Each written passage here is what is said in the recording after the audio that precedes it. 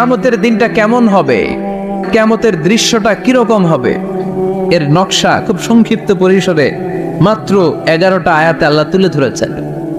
আপনি মনোযোগ দিয়ে কানগুলো খরগোশের মতো খাড়া করে যদি কথাগুলো শুনেন, আপনার মনে হবে আপনি এখানে বসে কিয়ামত চোখে লাইভ দেখতেছেন। লাইভ আল্লাহ এমন ভাবে বলেছে, সুবহানাল্লাহ পড়েন। তা আসুন আমরা সরাসরি কিয়ামতকে দেখে আসি।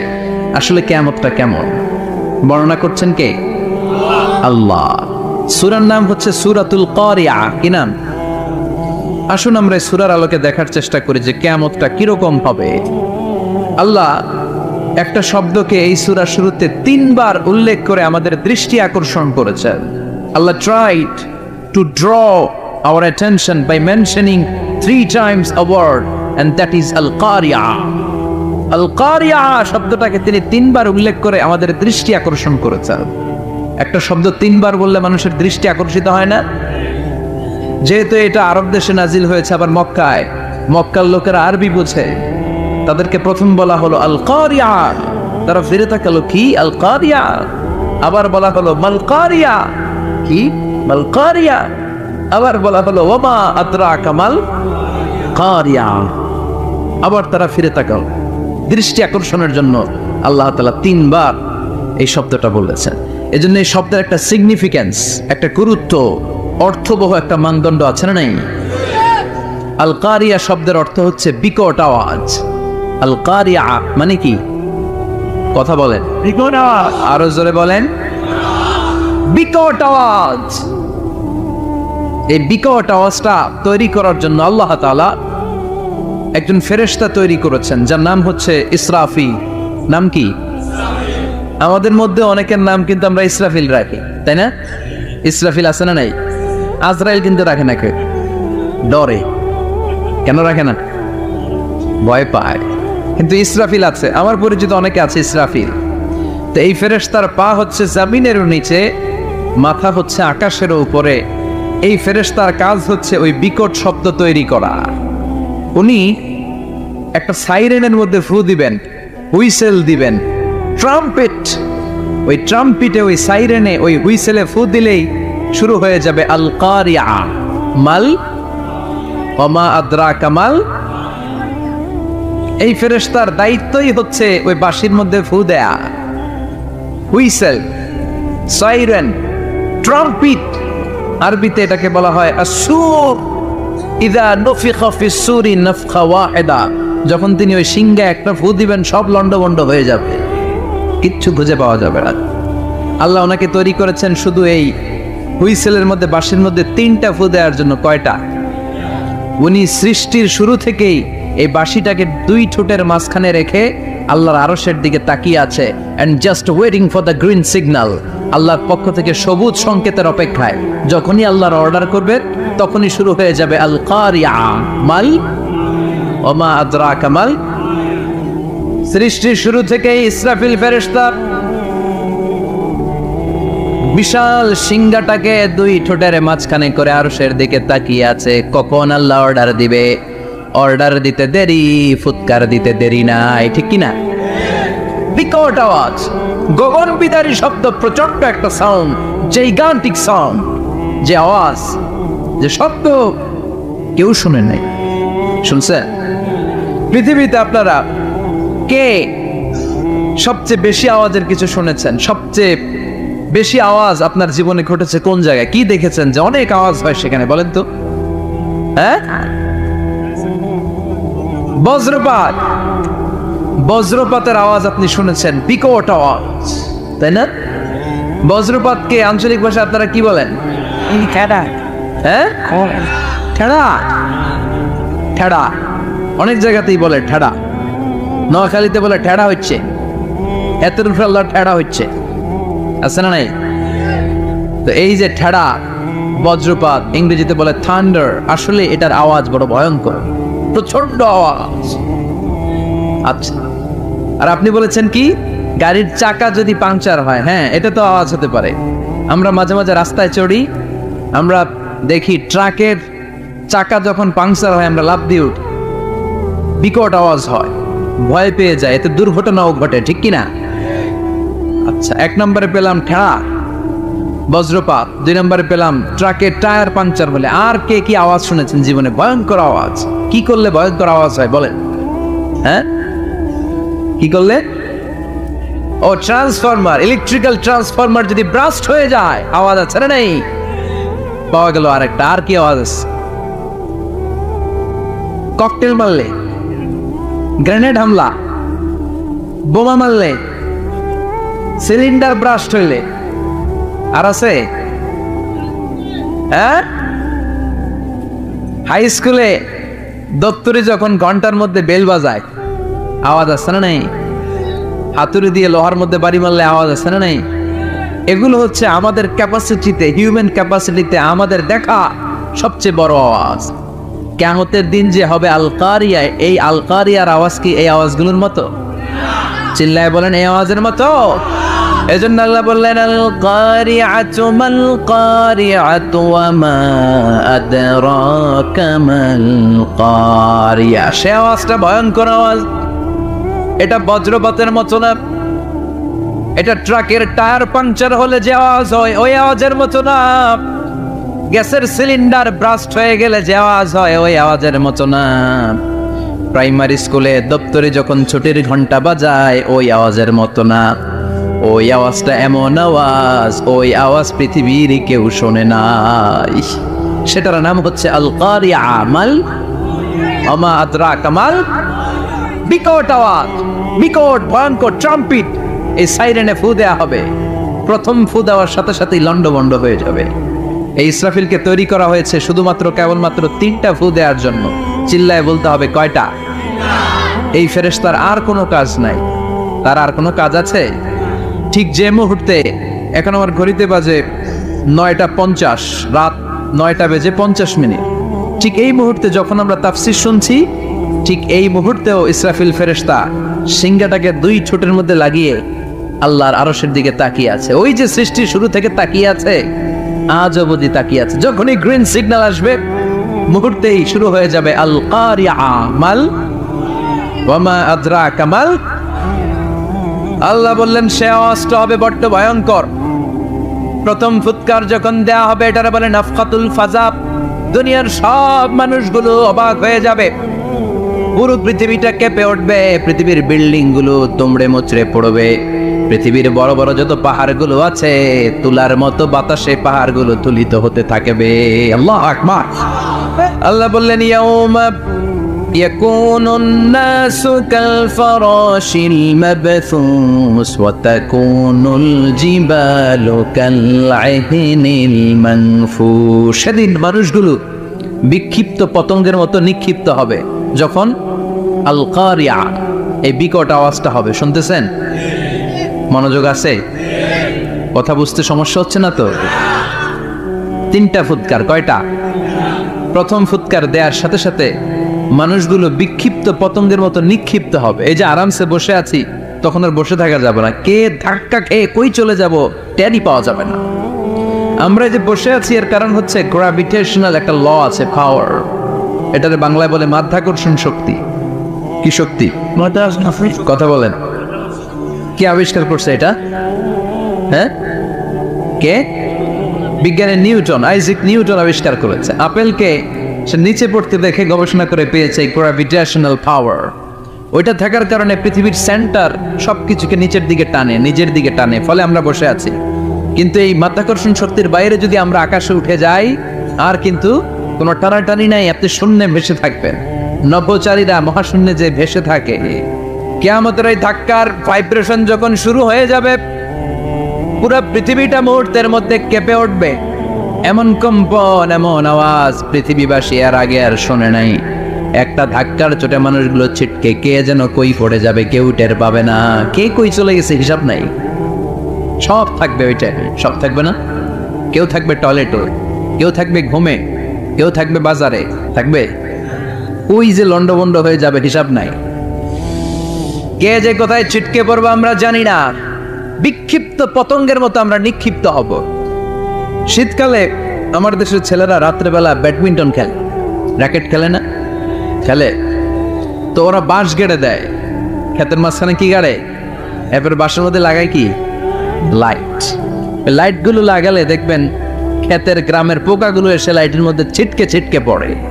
আমাদের অবস্থায় পোকার মতো হবে তখন। আল্লাহ সেটাই বললেন, ইয়াউমা ইয়াকুনুন নাসু কাল ফারাশিল মাবথুস, বিক্ষিপ্ত পতঙ্গের মতো মানুষগুলো নিক্ষিপ্ত হবে। ওয়া তাকুনুল জিবালু কাল আহিনিল মানফুশ, তুলাকে যখন পিটানো হয়, ধ্বনিত করা হয়, দেখবেন তুলার ছোট ছোট কণা বাতাসের মধ্যে ভাসতে থাকে। ফু মারলে আরো দূরে যায়, আরো বাতাস আসলে উড়ে উড়ে যে কোথায় চলে যায় টের পাওয়া যায় না। সুবহানাল্লাহ। বিশাল বিশাল পাহাড়গুলো এরকম ধ্বনিত তুলার মতো শূন্যে উঠতে থাকবে, একটা পাহাড়ও টিকবে না। বাংলাদেশের সবচেয়ে বড় পাহাড়ের নাম কি জানেন? তাজিংডং পর্বত, কিন্তু সবচেয়ে বড় পাহাড় হচ্ছে গারো পাহাড়, ময়মনসিংহের। ওটা থাকবে কিয়ামতের দিন? আল কারিয়া, মাল কারিয়ার সময় টিকবে ওইটা? তাজিংডং বিজয় সবচেয়ে বড় পর্বত শৃঙ্গ, কোথায় এটা? বান্দরবান। এটা টিকবে? কেউকারাডাং একটা আছে না, চিম্বুক আছে না, টিকবে না। পৃথিবীর সবচেয়ে বড় পাহাড় মাউন্ট এভারেস্ট নেপালে 29,035 ফিট উঁচু, টিকবে? ইউরোপের সবচেয়ে বড় পাহাড় আল্পস পর্বতমালা, টিকবে না। আমেরিকার সবচেয়ে বড় পাহাড় আলাস্কা পর্বতমালা, টিকবে না। আরব বিশ্বে বিশাল একটা মাউন্টেন রেঞ্জ আছে, ওইটার নাম তুর পাহাড়, ওইটাও টিকবে না। একটা পাহাড়ও থাকবে না। পাহাড়গুলো ভেঙে দুমড়ে মুচড়ে তুলার মতো ধ্বনিত হতে থাকবে। চিৎকার করে পড়েন আল্লাহ আকবার। এই যে 5 তলা 7 তলা 10 তলা দেদারসে টাওয়ার উঠতে শুরু করেছে, বিল্ডিং বাড়তে শুরু করেছে। কিয়ামত যখন শুরু হবে, আল কারিয়া যখন শুরু হয়ে যাবে, রব্বুল আলামিন পুরো পৃথিবীটারে ধরে একটা ছাকুনি মারবে। ওই ছাকুনির চুটে 8 তলা 10 তলা বিল্ডিং গুলো টিকবে নাকি? 30 তলা 50 তলা হলে তো আর ভাঙবে না। বুর্জ আল খলিফা ভাঙবে না। দুবাইয়ের বুর্জ আল খলিফা সবচেয়ে উঁচু টাওয়ার, এটা কিংডম টাওয়ার, এটা নাকি আরো উঁচু হবে, 1000 মিটার উঁচু হবে। তাইপেডাং 101, মালয়েশিয়ার Petronas twin tower, Shanghai tower, Kaaba ঘরের পাশে বুর্জ আল খলিফা, যেটা সবাই বলে জমজম টাওয়ার, টিকবে? কথা বলেন, টিকবে?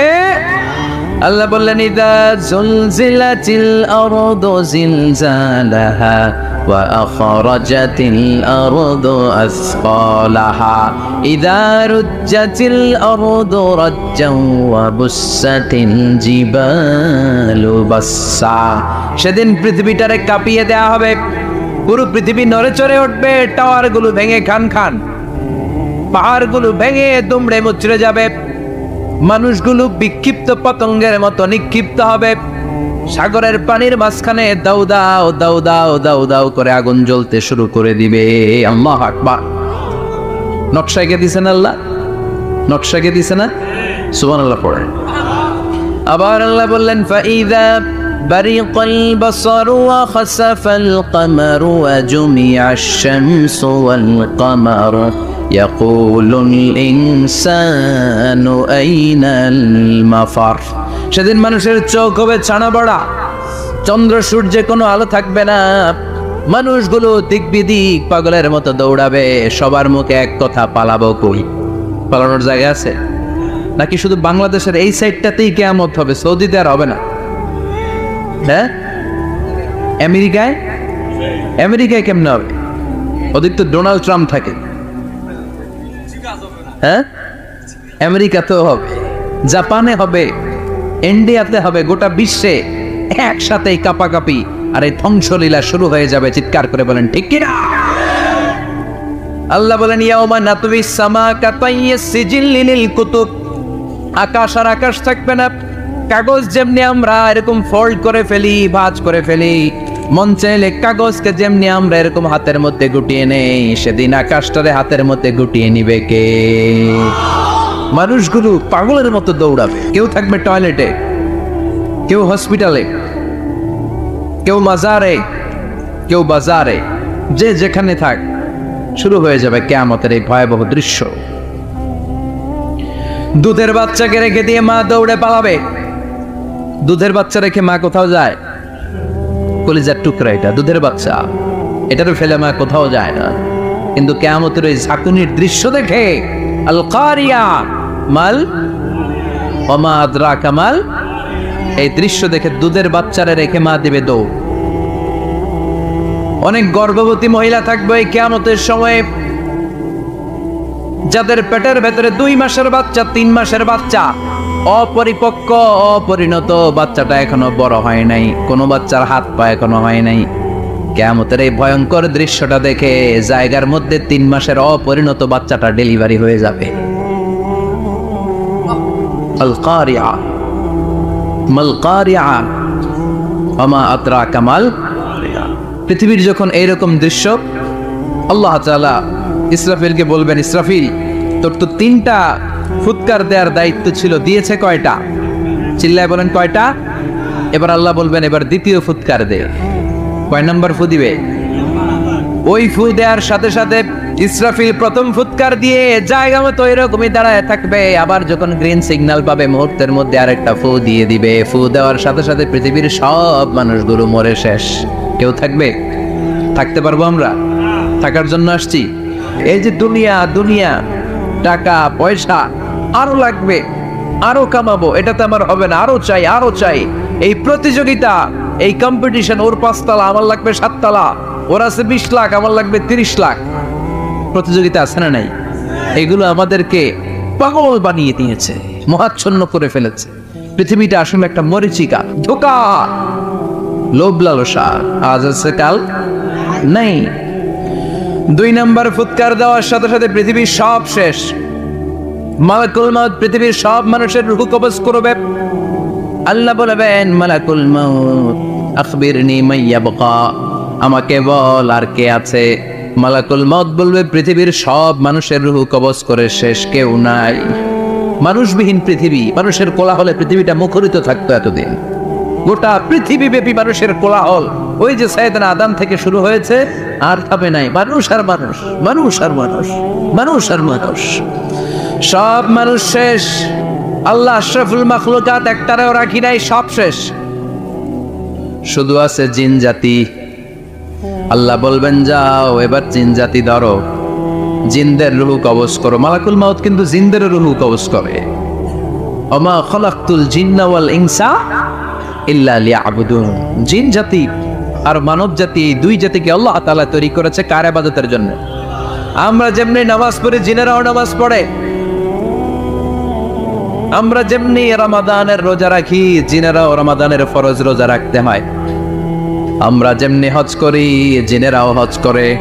আমরা যেমনি আরাফার দিনে কাঁদতে কাঁদতে আল্লাহর কাছে দোয়া করি, আল্লাহ বাইক করে, জিনেরাও পড়ে। আমরা দেখি না, এদের দেখা যায়?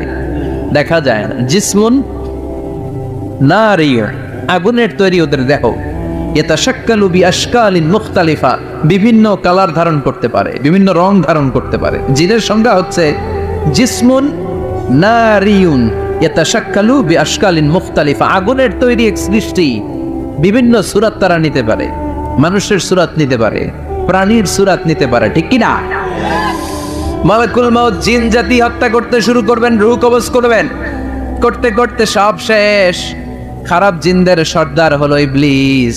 সব জিনদেরকে মারতে যত কষ্ট দেয়া হয়েছে, সবচেয়ে বেশি কষ্ট দিয়ে ইবলিসের রূহ কবজ করে ফেলা হবে। ইবলিস আর নাই, মানুষও নাই, জিনও নাই, পশু পাখি কিচ্ছু নাই। আল্লাহ বলবেন, ইয়া মালাকুল মাউত আখবিরনি মাইয়াবকা, অনেক দায়িত্ব পালন করেছিস তুই। মানুষ মারলি, জিন মারলি, মৎস্যকুল মারলি, পাখি মারলি, সব মারলি, এবার আর কে বেঁচে আছে বল। মালাকুল মাউত বলবে, আল্লাহ আর কেউ নাই, খালি ফেরেশতারা আছে। কারা আছে? মালাইকা। আল্লাহ বলবে, যা এবার ফেরেশতাদের গোষ্ঠী শেষ কর। মালাকুল মাউত একটার পর একটা ফেরেশতার রূহ কবজ করবে, একটার পর একটা, একটার পর একটা, করতে করতে সব ফেরেশতা। ফেরেশতাদের সংজ্ঞা হচ্ছে জিসমুন নূরিয়ুন ইয়াতাশাক্কালু বিআশকালিন মুখতালিফা, আলোর তৈরি, নূরের তৈরি একটা দেহ, চাইলে বিভিন্ন সূরত ধারণ করতে পারে। জিন আর ফেরেশতার পার্থক্য বুঝেছেন? জিন কিসের তৈরি? আগুন, জিসমুন নারিয়ুন। আর ফেরেশতা হচ্ছে জিসমুন নূরিয়ুন, নূর দিয়ে তৈরি। একের পর এক ফেরেশতা সবার করা হবে।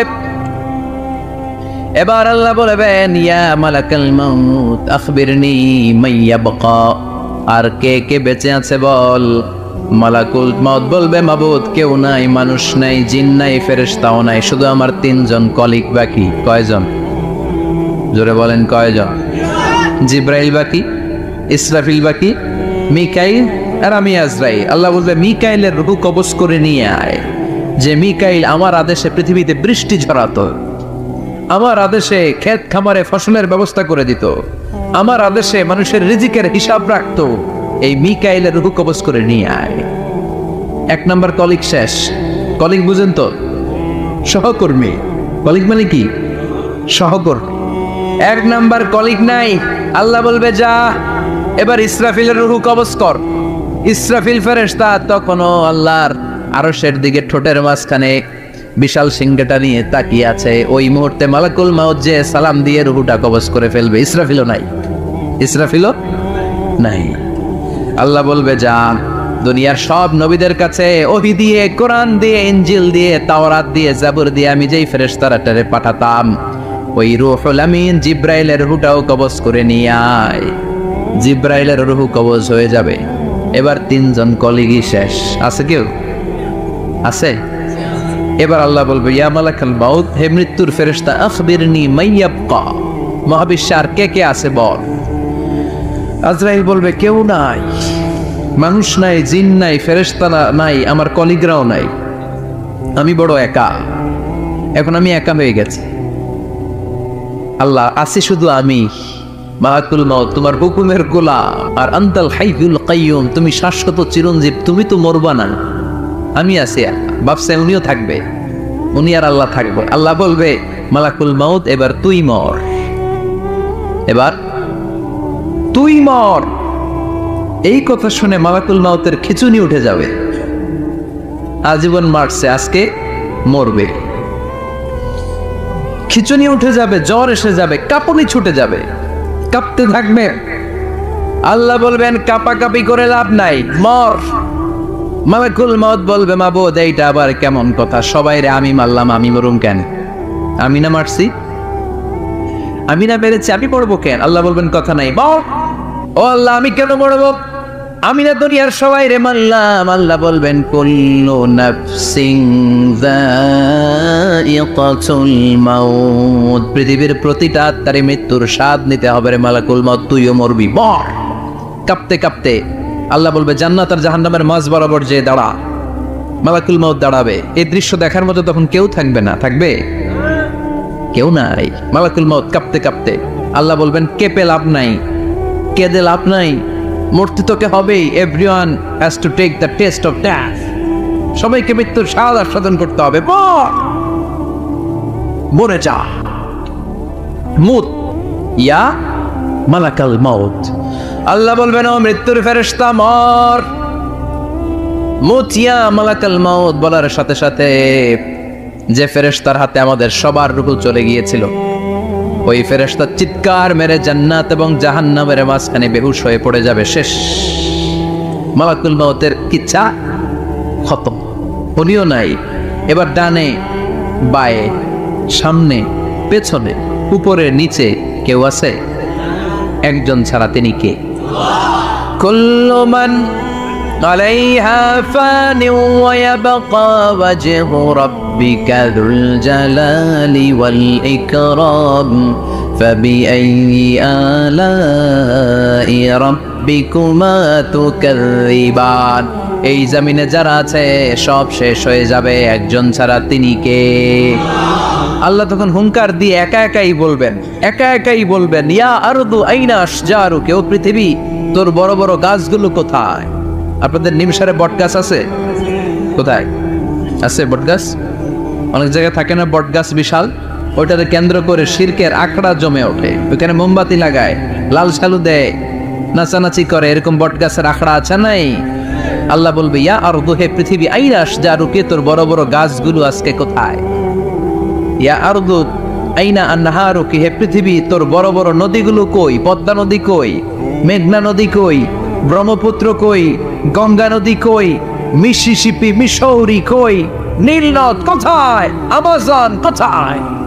৬৬৯৫ কিলোমিটার লম্বা, উগান্ডার ভিক্টোরিয়ার কাম্পালা থেকে এর অববাহিকা শুরু। পৃথিবীর সবচেয়ে বড় যে নদীটা নীল নদ, মিশরে এই নদটা ছিল। আমি দেখেছি, ঘুরেছি এর উপর দিয়ে অনেক। ৫ বছরে নীল নদের পানি আমি খেয়েছি। মিশরের নীল নদ ছাড়া কোনো মিঠা পানির উৎস নাই। এজন্য প্রাচীন ঐতিহাসিক, ওনার নাম হেরোডোটাস, উনি বলেছিলেন Egypt is the gift of Nile. মিশর হচ্ছে নীল নদের দান। নীল নদ না থাকলে মিশরে কেউ থাকতো না। আল্লাহু আকবার পড়। দুইটা নদী সিদরাতুল মুনতাহা থেকে জান্নাতের কানেকশন নিয়ে পৃথিবীতে এসেছে। একটা হচ্ছে ইরাকের দজলা ফোরাত নদী, আর একটা হচ্ছে মিশরের নীল নদী। সুবহানাল্লাহ পড়বেন না? 5 বছর আমি এই নীল নদের পানি খেয়েছি যখন মিশরে ছিলাম। সরাসরি না, মিশরীয় সরকার পাইপলাইন দিয়ে এই পানিকে রিফাইনিং করে জনগণের জন্য পৌঁছে দেয়। এই নীল নদের নিচ দিয়ে মিশরের মেট্রো লাইন আছে, মানে ট্রেন, এটাকে বলে পাতাল ট্রেন। কি বলে? তো এটার নিচ দিয়ে, নীল নদের নিচ দিয়ে আমরা ট্রেন দিয়ে এই মাথা থেকে ওই মাথায় যেতাম, আবার ব্রিজ দিয়ে এপাশ থেকে ওপাশে যেতাম। 10টা দেশ ঘুরে এই নীল নদ, একটা সাগর আছে মেডিটেরেনিয়ান সি, মানে ভূমধ্য সাগর, ওইটার সাথে মিলিত হয়েছে। আল্লাহ সেদিন বলবেন আইনা নাইল, নীল নদ আজকে কোথায়? আইনাল আনহার, নদীগুলো কোথায়? আইনাল কুসুর, প্রাসাদগুলো কই? রাজপ্রাসাদ, টাওয়ার কোথায়? আইনাল জাবাবেরা, অত্যাচারী শাসকগুলো আজকে কোথায়? যারা ক্ষমতার চেয়ার পেলে আর নামতে চায় না, এই ডাকাতগুলো আজকে কোথায়? আল্লাহ বলবে আইনাল জাবাবেরা, ফেরাউন কোথায়? নমরুদ কোথায়? আবু জাহেলের গোষ্ঠী কোথায়? ফেরাউনের চাচাতো ভাইরা কোথায়? নমরুদের চাচাতো ভাইরা কোথায়? কোথায়? যারা ক্ষমতার দাপট দেখিয়েছে, কোনো আওয়াজ আছে? কথা বলেন। আল্লাহ বলবেন লিমানিল মুলকুল ইয়াউমা লিল্লাহিল ওয়াহিদিল কাহ্হার। লিমানিল মুলকুল ইয়াউম, আজকে ক্ষমতা কার? একটা চিৎকার দিয়ে উত্তর দেন, সেদিন ক্ষমতা কার? Who belongs the kingdom today? আল্লাহ বলবেন আজকে ক্ষমতা কার? ক্ষমতা শুধু একজনের, চিল্লায় বলেন তিনি কে? আল কারিআ মাল ওয়া মা আদরাকা মাল। ইসরাফিলের সিংহায় ফু দেওয়ার ডিউটি হচ্ছে 3 বার দিতে হবে। কয়বার দিছে? কয়বার মনে আছে? খেয়ে ফেলাইছেন মনে হয়। দিতে হবে মোট কয়টা? দিয়েছে কয়টা? বাকি আছে, ওটা দেওয়া লাগবে না? আল্লাহ ইসরাফিলকে রুহু দিয়ে আবার দাঁড় করায় দিবেন। সুবহানাল্লাহ পড়ে। সবার আগে ইসরাফিলকে রুহু দিয়ে দাঁড় করিয়ে দিলে উনি ওনার ডিউটি পালনের জন্য আবার সিংহার মাঝখানে ঠোঁট লাগিয়ে তাকিয়ে থাকবে আরশের দিকে। আল্লাহ বলবে ইসরাফিল এবার 3 নাম্বার ফু দিয়া ডিউটি শেষ কর। সুবহানাল্লাহ বাড়িতে গিয়া আল্লাহ বলবেন 3 নাম্বার ফুৎকার দে। বলার সাথে সাথে ইসরাফিল সিংহাটা 2 ঠোঁটের মাঝখানে দিয়ে বিশাল আর একটা ফুৎকার দিবে। ওই ফুৎকার দেওয়ার সাথে সাথে মিনহা খলাকনাকুম ওয়া ফিহা নুঈদুকুম ওয়া মিনহা নুখরিজুকুম তারাতান উখরা। ওই ফু দেওয়ার সাথে সাথে পৃথিবীর যেখানে যত মানুষ ছিল সব উঠবে। যাদেরকে স্বাভাবিকভাবে কবর দিয়ে কবরস্থানে রাখা হয়েছিল কবর থেকে উঠবে। যারা বিমান দুর্ঘটনায় মারা গিয়েছে ওই ছাইগুলো থেকে উঠবে। যারা সাগরের মধ্যে মারা গিয়েছে সেখান থেকে উঠবে। যাদেরকে তিমি মাছ খেয়ে ফেলেছিল ওখান থেকে উঠবে। যে যেখানে ছিল ওইখান থেকে উঠবে। সুবহানাল্লাহ। লক্ষ লক্ষ মানুষ উঠে বলবে আমাদের ঘুম ভাঙাইলো কে? কি বলবে? ওরা বলবে আমাদের ঘুম ভাঙালো কে? قالوا من بعثنا من مرقدنا هذا ما وعد الرحمن وصدق المرسلون। সব দাঁড়াবে, দাঁড়িয়ে বলবে ঘুম ভাঙালো কে? সবচেয়ে লম্বা ঘুম দিয়েছিল সৈয়দনা আদম আলাইহিস সালামের ছেলে হাবিল, যাকে হত্যা করেছে। জানেন না আপনারা? হাবিল হচ্ছে পৃথিবীর প্রথম নিহত মানব। প্রথম নিহত মানব। তার কবরের জিন্দেগিটা অনেক লম্বা। ওই কত হাজার শত হাজার লক্ষ বছর আগে যে উনি কবরে শুয়ে আছেন, আজও শুয়েই আছেন। কিয়ামতের ওই 3 নাম্বার ফুৎকার দেওয়ার সাথে সাথে উনি উঠবে। উঠে বলবে মান বা'আতানা মিন মারকাদিনা হাদা। কে ভাঙালো আমার ঘুম? কে ভাঙাইছে? মরার কুকিলে কে ভাঙাইছে? আল্লাহ ঘুম ভাঙিয়েছে। ফেরেশতারা বলবে হাদা মা ওয়াদার রহমান। আজকে হলো ওই দিন যে দিনের প্রতিশ্রুতি রহমান দিয়েছিল, আল্লাহ দিয়েছিল। এই দিনের প্রতিশ্রুতি আর নবীরা এই দিনের কথা বর্ণনা করেছে। আজকে হবে আসল দিন, ফাইনাল খেলার দিন। কোন খেলা? ওই দিন হবে ফাইনাল খেলা। কি খেলা? ফেরেশতারা বলবে দুনিয়ার বুকে যেই বিচারগুলো পাও নাই আজকে এই বিচারগুলো করে ছাড়বে কে? যেই ধর্ষণের বিচার বাংলার জমিনে হয় নাই, ওই ধর্ষণের বিচার ওই দিন আছে না নাই? অনেককে গুম করা হয়েছে, ক্রস ফায়ার করা হয়েছে, এগুলোর বিচার আছে না নাই? আছে। কত মানুষ নলার ভেতর থেকে, ডোবার ভেতর থেকে ফুল এরকম মোটা হয়ে গেছে, হাত দুইটা বাঁধা আমি দেখলাম, হাত বাঁধা, চোখ বাঁধা, মুখ বাঁধা, দেহটা ফুলে তিনজনের সমান, কে মেরেছে কেউ জানে না। এগুলোর বিচার আছে না নাই?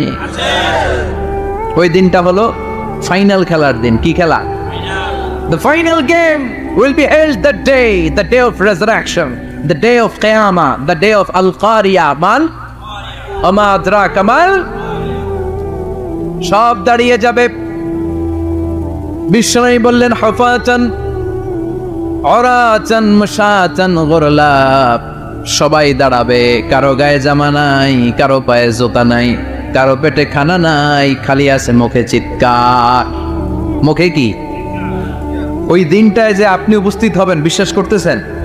একটু ফিল করেন যে আপনি, you the individual have to go that day.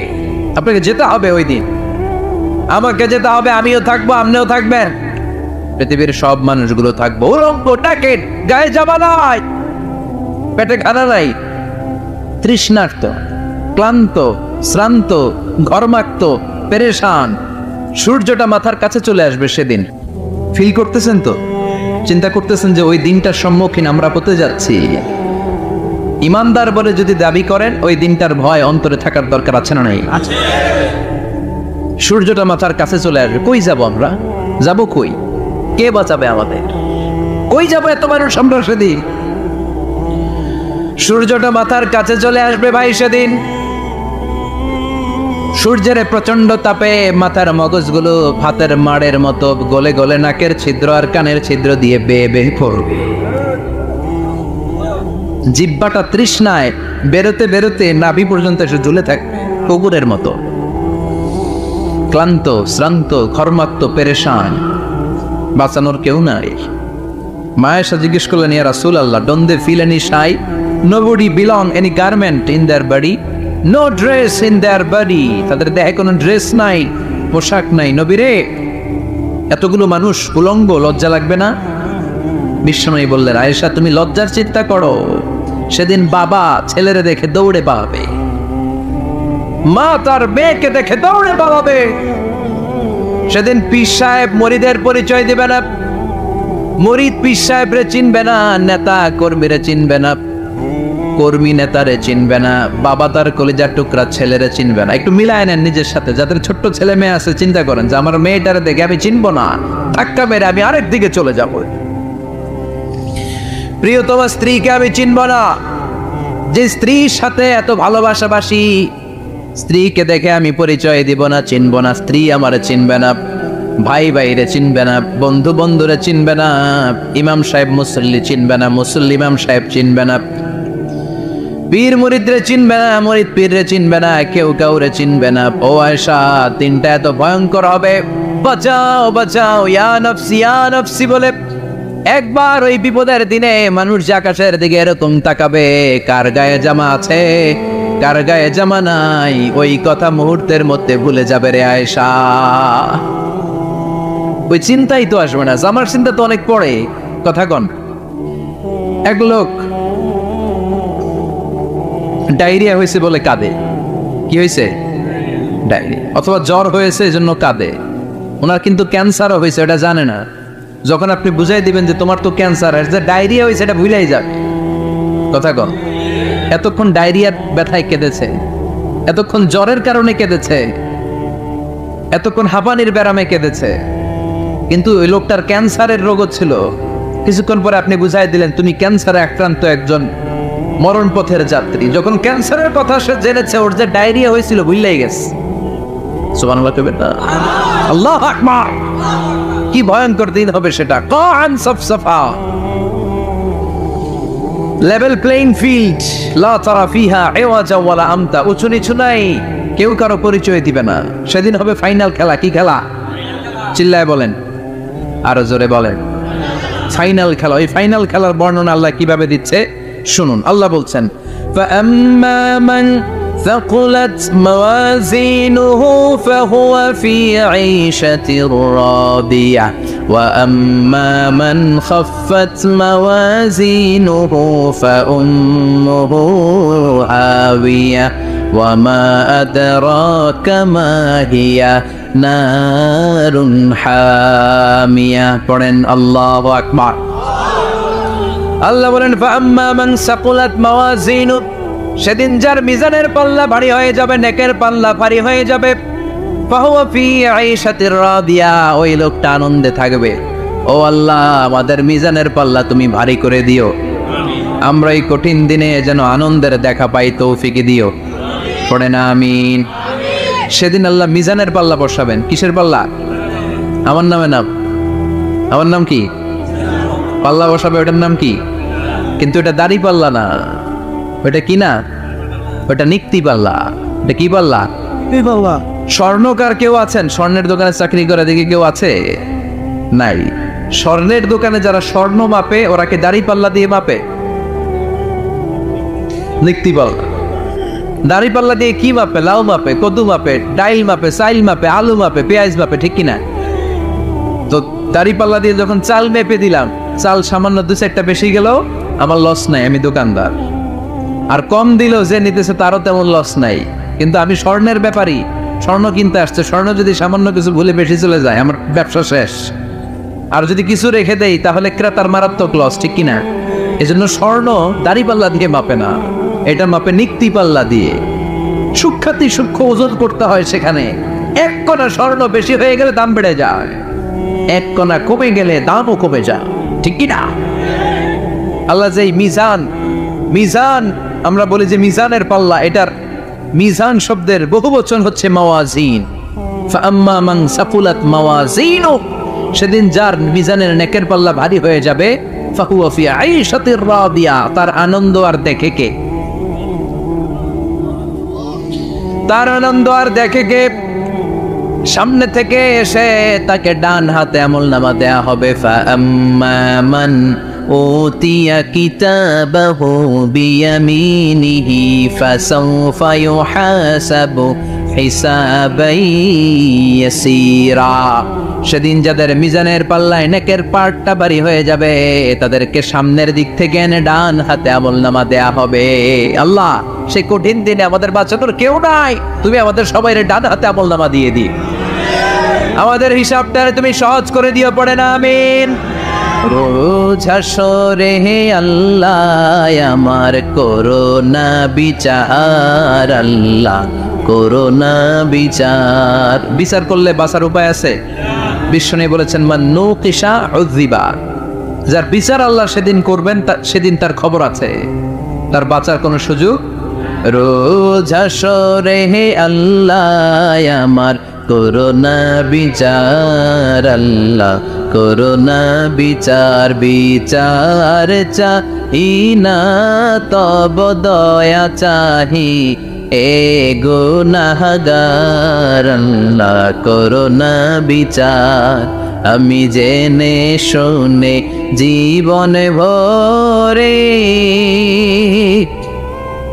পাপ করেছি পরে পরে এখন আশা নাই যে যাব তোরে বিচারে তোমার আল্লাহ করোনা বিচার পড়েন পড়েন রোজ হাসরে হে আল্লাহ আমার করোনা বিচার আল্লাহ করোনা বিচার পড়েন আমিন পৃথিবীতে যত বিপ্লব হয়েছে রেভলিউশন যত জয় যত বড় বড় ঘটনা যত কোটা বিরোধী আন্দোলন নিরাপদ সড়কের আন্দোলন এগুলো কি বুড়া মানুষরা করতে পারে বুড়ারা দোয়া করতে পারে কি করতে পারে মুরব্বীরা দোয়া করলে কবুল করে কে কথা বলেন কবুল করে কে কিন্তু জওয়ানরা নেতৃত্ব দিতে পারে এই তামাল ছেলেদের নেতৃত্বের কারণেই যুদ্ধের কারণেই আজকে আমরা লাল সবুজের পতাকা পেয়েছি এজন্য আমি বলি যুবকরা যদি ভালো হয় ভালো থাকবে বাংলাদেশ যুবকরা যদি ইসলাম মানে ভালো থাকবে আমার এই ভূখণ্ড চিল্লায় বলেন ঠিক কিনা এজন্য ওয়াশাবুন নাশাআ ফি ইবাদাতিল্লাহ এমন যুবক যার যৌবনটা সে আল্লাহর ইবাদতে কাটিয়েছে যুবক অবস্থায় কেউ যদি ইবাদত করে, বয়স হয়ে গেলে ইবাদত করতে না পারলেও আমলনামায় ইবাদত লিখে দিবে কে? সুবহানাল্লাহ পড়বেন না? কি এক আল্লাহ আমরা পাইছি! যুবক অবস্থায় যা করব, বৃদ্ধ অবস্থায় আল্লাহ ওইটাই লিখবে। কারণ বয়স্করা সালাত পড়তে পারে না, ফজরের সময় কোমরে ব্যথা আছে না নাই, মসজিদে যেতে পারে না, অসুস্থ, ঠান্ডা, কাশি, রোগ বালা শেষ নাই। তখন ফেরেশতারা আল্লাহ জিজ্ঞেস করে, আল্লাহ নামাজ তো পড়তে পারে না বুড়া মানুষ। আল্লাহ বলে, যৌবনকালে কি করতো দেখ। আমলনামায় দেখা গেল যৌবনকালে গান গাইতো, রূপবানে নাচে কোমর দুলাইয়া। ফেরেশতারা কয়, তোরেও পিডামু আমরা ঝুলাইয়া। ঠিক কি না? আল্লাহ বলবে লেখ, যৌবনকালে যা করছে আকাম কুকাম সব লেখ। আর যারা ইবাদত করেছে, আল্লাহ বলবে, দেখ তো এই বুড়া মানুষটার যৌবনকালে কি ছিল কাজ। তখন ফেরেশতারা বলবে, আল্লাহ যৌবনকালে তাফসির মাহফিলে ওর মিছিলের চোটে তাফসিরের ময়দান থারথার করে কাঁপতো। সে ইসলামের পক্ষে শক্তি ছিল, সে রাতের আধারে তাহাজ্জুদের নামাজ পড়তো। সুবহানাল্লাহ পড়ে। আল্লাহ বলবেন, যৌবনকালে যা করেছে ওইটা এখন নামাজ পড়তে না পারলেও যৌবনে যা করছে ওইটাই আমলনামায় লিখে দে। এটাকে বলে আফটার সার্ভিস অ্যাপ্রিসিয়েশনের মতো, যেটাকে বাংলাদেশে বলে কি বলে, এটাকে পেনশন স্কিম। ঠিক কিনা? 30 বছর 40 বছর গভর্নমেন্ট জব আপনি করেছেন, তো যখন চাকরি ছাড়বেন তখন আর কাজ করার সুযোগ নাই, কিন্তু গভর্নমেন্টের পক্ষ থেকে টোকেন অফ অ্যাপ্রিসিয়েশন আছে না নাই? 30 লক্ষ 40 লক্ষ টাকার একটা অ্যাপ্রিসিয়েশন আপনাকে দিবে। আল্লাহর কাছেও এরকম পেনশন আছে না নাই? ওই পেনশন পেতে চাইলে যৌবনকালটারে ইসলামের পক্ষে কাজে লাগাতে হবে। রাজি আছি না নাই? তাহাজ্জুদের সালাতে জায়নামাজ ভিজাতে হবে। রাজি আছি না নাই? যাদের হৃদয়ে আছে আল্লাহর ভয়, তারা কভু পথ ভুলে যায় না। আল্লাহর প্রেম ছাড়া এই দুনিয়ায় কারো কাছে কোনো কিছু চায় না। পড়েন, যাদের হৃদয়ে আছে আল্লাহর ভয়, তারা কভু পথ ভুলে যায় না। আল্লাহর প্রেম ছাড়া এই দুনিয়ায় কারো কাছে কোনো কিছু চায় না। রাতের আধারে যারা সেজদাতে রয়, দু চোখের স্রোতে নদী যেন বয়। রাতের আধারে যারা সেজদাতে রয়, দু চোখের স্রোতে নদী যেন বয়। ছলনার হাছানি যতই ডাকুক, ছলনার হাছানি যতই ডাকুক, পেছনে ফিরেও সে তাকায় না। যাদের হৃদয়ে আছে আল্লাহর ভয়, তারা কভু পথ ভুলে যায় না। আল্লাহর প্রেম ছাড়া এই দুনিয়ায় কারো কাছে কোনো কিছু চায় না। চিল্লায় বলেন ঠিক কি না? এজন্য যৌবনকালে আল্লাহর ভয় অন্তরে থাকতে হবে। তাহলে বুড়া বয়সে আমলনামাটারে সওয়াব দিয়ে পূর্ণ করে দিবে কে? এজন্য যুবক ভাইয়েরা, কোনোভাবেই সময়টাকে নষ্ট করা যাবে না। পর্নোগ্রাফি, হিন্দি সিনেমা, জি বাংলা, স্টার জলসা, এগুলো কোনো মুমিন দেখতে পারে? কথা বলে, কোনো মুমিন চাইলেই মাদকের সাথে সম্পর্ক রাখতে পারে, জুলুমের সাথে সম্পর্ক রাখতে পারে, যৌতুকের সাথে সম্পর্ক রাখতে পারে, ঘুষের সাথে আমাদের কোনো সম্পর্ক থাকতে পারে না। আল্লাহ তুমি সহি সমঝ দান করো। আমরা পড়ি আমিন। আর জোরে পড়েন আমিন। ইসলামী সমাজ কল্যাণ ও যুব সমাজের উদ্যোগে প্রথম বার্ষিক তাফসীরুল কোরআনের মাহফিল, এই প্রথম না, এর আগে এখানে হয় নাই। প্রতি বছর এটা থাক, চালু থাক, কোরআনের কথা আমরা শুনতে পাই। এটা আমরা চাই কি চাই না? সবাই চান। আল্লাহ তুমি কবুল করো। 5 মহাবই, এটা কি গ্রামের নাম? কি নাম? 5 মহাবই ও বাঘারিচর জামে মসজিদের উদ্যোগে আজকের এই প্রোগ্রাম। আজকের মাহফিলে আসতে পেরে আমরা খুশি না বেজার? কম না বেশি? আজকে আমরা যে বইটা থেকে কথা শুনবো, বইটার নাম কি বলেন তো? আরো জোরে বলেন, কি নাম? আপনাদের এই এলাকার বা ময়মনসিংহের এই রিজিয়নের একটা ছেলে আছে, নাজমুস সাকিব, যে এই কোরআন মুখস্থ করে গোটা বিশ্বটারে কাঁপিয়ে দিছে। শুনছেন? আলহামদুলিল্লাহ পড়েন। বাংলাদেশে ফার্স্ট হয়েছে, ইন্ডিয়ায় ফার্স্ট হয়েছে, সৌদি আরবে ফার্স্ট হয়েছে, দুবাইতে ফার্স্ট হয়ে গোটা বিশ্বে 1 নম্বর হাফেজ হয়েছে। এজন্য ছেলে মেয়েদেরকে এই কোরআনটা শিখাতে হবে। রাজি আছেন তো? যতদিন না ঘরের ভেতরে এই কোরআন না ঢুকবে ততদিন আমাদের কল্যাণ আসবে না। Quran is not for your bookshelf, Quran is for yourself. Quran তোমার বুক সেলফের জন্য না, কোরআন তোমার জন্য। সুবহানাল্লাহ পড়েন। কিন্তু আমরা নিজেরা কোরআন না পড়ে কোথায় রাখি? কোথায়? বুক সেলফে, তাও নিচের তাকে না, একেবারে উপরের তাকে, যাতে কেউ ধরতে না পারে। কথা কন। মাকড়সার বাসা পড়ে একেবারে কঠিন দশা। বিশ্বের সবচাইতে নন্দিত কিতাবটা আজকে সবচাইতে উপেক্ষিত। এজন্য ছেলে মেয়েগুলারে মানুষের মতো মানুষ যদি বানাতে চান, শুরু থেকেই এই কোরআন শিখায় দিতে হবে। রাজি আছেন তো? অনেকে ভাবে আমার ছেলে যদি কোরআন পড়ে তাহলে ও না খেয়ে থাকবে, বলে বলে চাকরি পাবে না, ওর সম্মান থাকবে না। কই, আমরা তো অনেক সম্মান পাই আলহামদুলিল্লাহ। আমরা যে সম্মান পাই মন্ত্রীরাও এই সম্মান পায় না। আলেমরা যে সম্মান পায় দুনিয়ার বুকে, মেম্বার অফ দ্য পার্লামেন্টরাও এটা পায় না। চিল্লা এখন ঠিক কিনা? কারণ এই সম্মানটা আমাদের ব্যক্তিগত কারণে না, এই সম্মানটা কোরআনের সাথে লাগার কারণে। কোরআনের সাথে যেই লাগে মর্যাদা বাড়ায় কে? কোরআনের গিলাফ আছে না, চেনেন? কথা কন, কি বলেন এটা? কি কন? কাবার কোন আপনি? আচ্ছা কবার, আপনার কোন গিলাফ? এই যে কোরআনের গিলাফ দেখবেন বাজারে সবচেয়ে কম দামি কাপড় দিয়ে বানায় না? টেকটন কাপড়। কি কাপড়? 25 টাকা গজ না? আর প্যান্ট শার্ট ব্লেজার এগুলো বানায় অনেক দামি কাপড় দিয়ে। কিন্তু ওই দামি কাপড় দিয়ে বানানো প্যান্ট শার্ট যদি কখনো পায়ে লাগে কেউ চুমা খায়? খায় না। কিন্তু 25 টাকা গজের টেকটন দিয়ে যদি কোরআনের গিলাফ বানায় কেউ, ওই গিলাফ যদি কারো পায়ে লাগে, হ্যাঁ, চুমো খায়। তো 25 টাকার কাপড়ে চুমা দিলেন কেন? এত দামি কাপড়ে দিলেন না কেন? কারণ কোরআনের সাথে লেগেছে। চিল্লায় পড়েন আল্লাহু আকবার। এজন্য আপনার ছেলেরেও যদি কোরআন পড়ান তাহলে ছেলের মর্যাদা বাড়ায় দিবে কে? যারা কোরআন পড়ে তারা মেরিটোরিয়াস হয়, তারা এক্সেলেন্ট হয়। They become genius, excellent, meritorious, unparalleled, supercalifragilisticexpialidocious. আল্লাহু আকবার। তারা ইউনিক হয়, তাদের মতো কেউ হতে পারে? কারণ কোরআন যে পড়ে সেই ছেলেটা পড়ুয়া হয়। কি হয়? কোরআনের প্রথম কথা হচ্ছে পড়ো। কোরআনের প্রথম কথা কি? আল কোরআনের প্রথম বাণী পড়ো, আল হাদিসে নবীর কথা পড়ো। আল কোরআনের প্রথম বাণী পড়ো, আল হাদিসে নবীর কথা পড়ো।